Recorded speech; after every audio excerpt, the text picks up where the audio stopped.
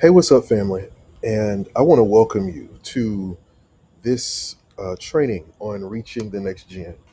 As I posted about reaching new people, especially college students, many people started reaching out and saying, man, this is really an area. I have long since believed that college students and college campuses are one of the hidden gems of the kingdom, that if we could tap into it, we can reach more people. So, in this very short training, I'm going to show you exactly how to do that. Now, I'm saying here 30 minutes in the slide, but I think I'm going to be able to do it even quicker than that, maybe even closer to about 15 minutes. All right. But you're going to learn how to connect more students to your church. When you connect more students to your church, I promise you it's going to make a difference. And I'm going to show you how. All right. So here's what I want you to do really quickly. I want you to put away your distractions. If you're serious about this, I really want you to listen to what I'm saying because I'm going to give you some practical strategy. But what I'm going to talk about is going to spark something in you. And it may actually be the answer to your prayers. So put away your distractions and just pay attention for just a few moments. All right. For those of you I haven't met, my name is Henry Tolbert. Here's a little bit about me. I've been married for many years. I'm the father of four girls. I'm a former college football player at Grambling State University, founder of Simple Systems Consulting, where we work with churches and with church leaders to help the church grow without burning out the leader or compromising their message. I've got 20 plus years of ministry leadership, and at this point, we've actually partnered with more than 150 leaders to help them move their church forward. All right. So, real quick, I want to set the pace for what I'm going to share with you. So, here's what I want you to think about. Imagine what your life will be like when your church has more energy, more creativity, and volunteers than ever before. I want you to think about that because that's one of the things that college students will add to you. They will add energy, creativity, and volunteers. And so I want you to think about that for just a moment. How different would your life be? How much time would you get back? How many more people could you reach? How would your budget change? I want you to think about that for a second because I believe these are all things that college students add and these are all things that they bring to the table. So let's talk about this for a minute. Why could students be the answer to what you're searching for? All right. Well, there are a couple of reasons. Number one is that there are 18.66 million college students in the United States right now. Hear me, 18.66 million college students in the US. And this is from a stat from 2021. So that number could have increased by now. College students abound. There are a ton of students in college, young people, searching for the next step, searching for where they're going to go next in their lives. Here's another thing: college students bring gifts and talents. Many years ago when I pastored a church in a college town, at one point in our ministry, we had three praise teams, three worship bands, all because we had so many gifted and talented people.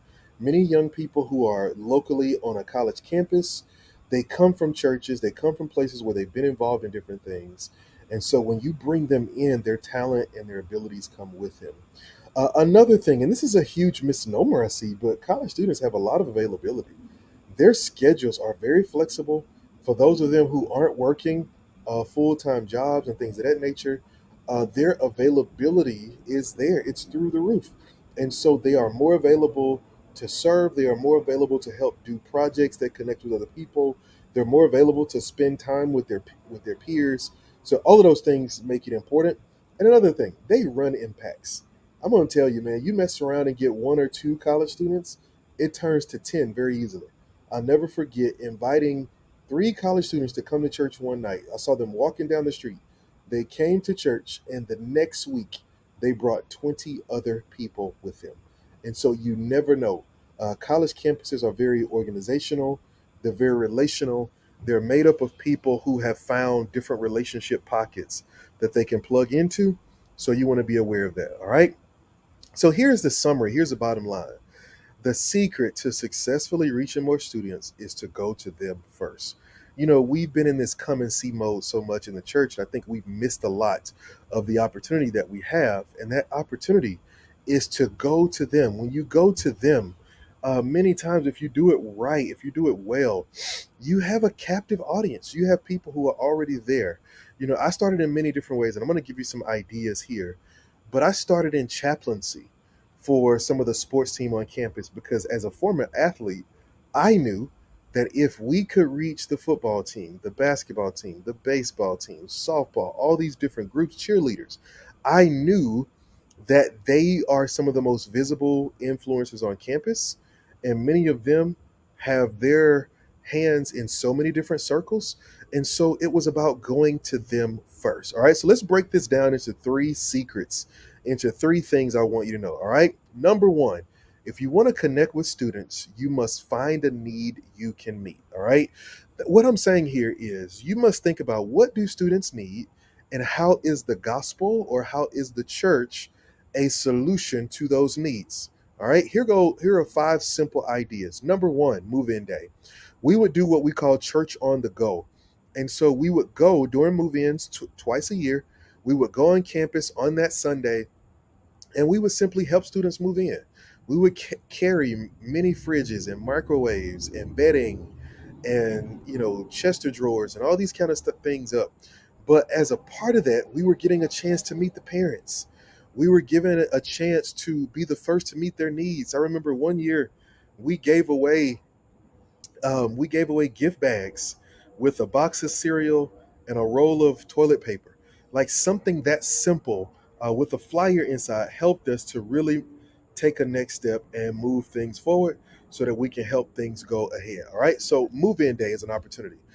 Community groups. How could you get involved in helping create some groups for people to fellowship together on campus? All right. Maybe you just start with one small group that meets on the college campus, is for the college students, meets in a common area or something like that.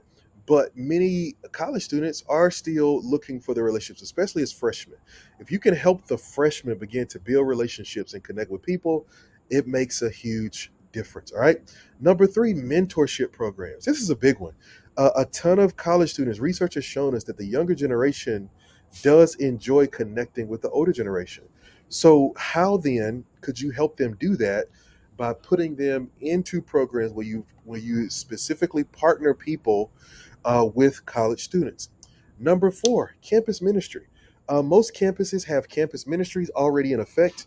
Could you go in and partner with a campus minister? If your church is Baptist, is there a BCM, a Baptist Collegiate Ministry, all on campus? How could you go in and serve them, be a partner, be a resource? Search out some of the campus ministries that already exist, and ask how you can be a part of them. One of the ways that we got our start is that Fellowship of Christian Athletes, which is something I was a part of as a student, was no longer operational and functional. And the campus ministry director asked me to bring it back, and I did. And when I brought it back, that became the gateway that eventually helped us reach a ton of students. And so, search for those things. Organizations like that are always looking for chaplains. And so, as a pastor, as a church leader, if you have 1 hour a week, 2 hours a week that you could commit to leading or being a part of a campus ministry, it could pay eternal dividends. All right. And last but not least is student organizations.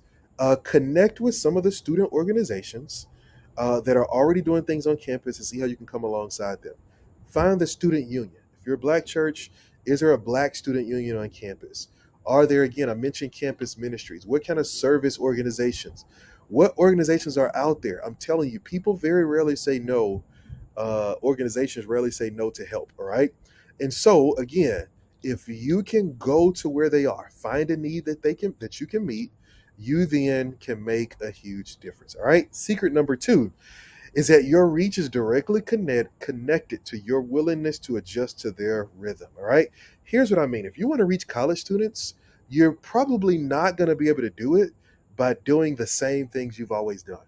Right. College students aren't following your social media pages. They're not reading your bulletin. They're not reading your newsletter. So if you want to get the word out to them, then you've got to adjust to their rhythm. All right. And this is one of the things that we did. So here's what I mean. Here's five ideas for adjusting towards their rhythm and moving into flourishing. All right. Number one is that you got to use social media, right? And this includes Facebook ads. This includes going into community groups, finding groups. Maybe there are Facebook groups connected to your local college campus. Go into those groups, connect with those people, and really get to know them. Flyers, right? This is one of the things we did that was so successful. On the college campus, people have parties and people have events, and they would use flyers. And so what we would do is that we would use flyers too.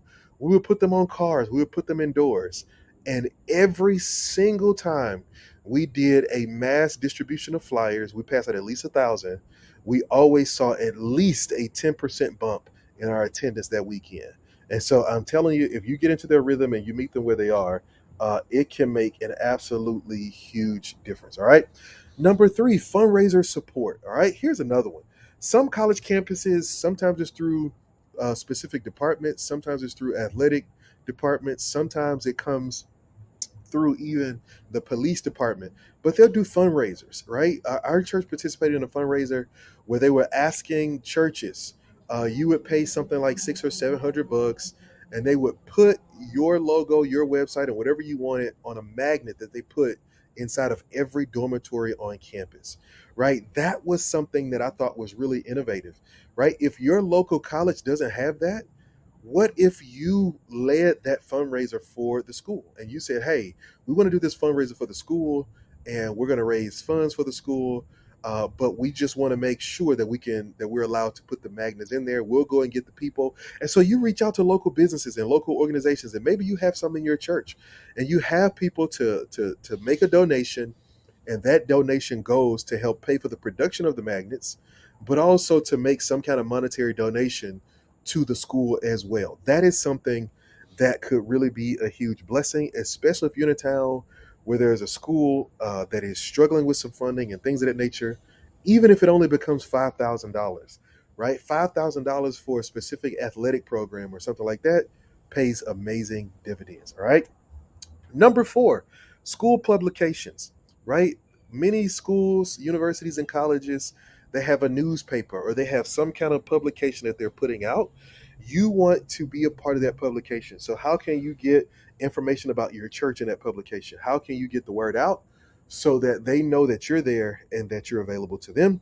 And then, last but not least, for some of the larger schools, they have school TV, a closed circuit TV system.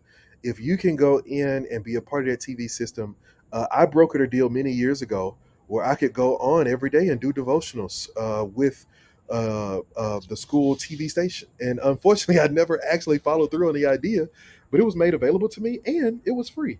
And so you may have some kind of monetary commitment, but I'm telling you, whatever it is small in comparison to what the impact could be. All right. So again, you got to get on their rhythm. How are they communicating? How are they receiving communication? We know social media is on the top of that list, but there are some others as well. All right. Last secret, last but not least, growing churches get outside help. If you want to move forward, you got to get some help. Can I have a very honest conversation with you? If you could do it on your own, it would have been done by now. And so the fact of the matter is, you probably can't do it on your own. And so what you want to do then instead is that you want to get some help. And so if you really want to do that, it's about taking the first step. Because as I said in the very beginning, the secret to successfully reaching more students is to go to them first. All right. So if you want to take that next step and you want to see your church begin to reach out and connect with more students and just grow in general, even prepare internally for students to come. Maybe in your church, students have come at some point and they've been pushed away or haven't been received well, or something of that nature. We're here to help you. We're here to come alongside you. All you've got to do is click the link that's attached to this training, and I will we'll schedule a breakthrough session together. And on that breakthrough session, I'll hear about your vision and I'll give you some very specific custom ideas to help you take the next step. All right. Listen, I want to see the church grow. I want to see the church go forward. And I believe this is a part of it. All right. So listen, thanks for tuning in. Go ahead right now, click the link, schedule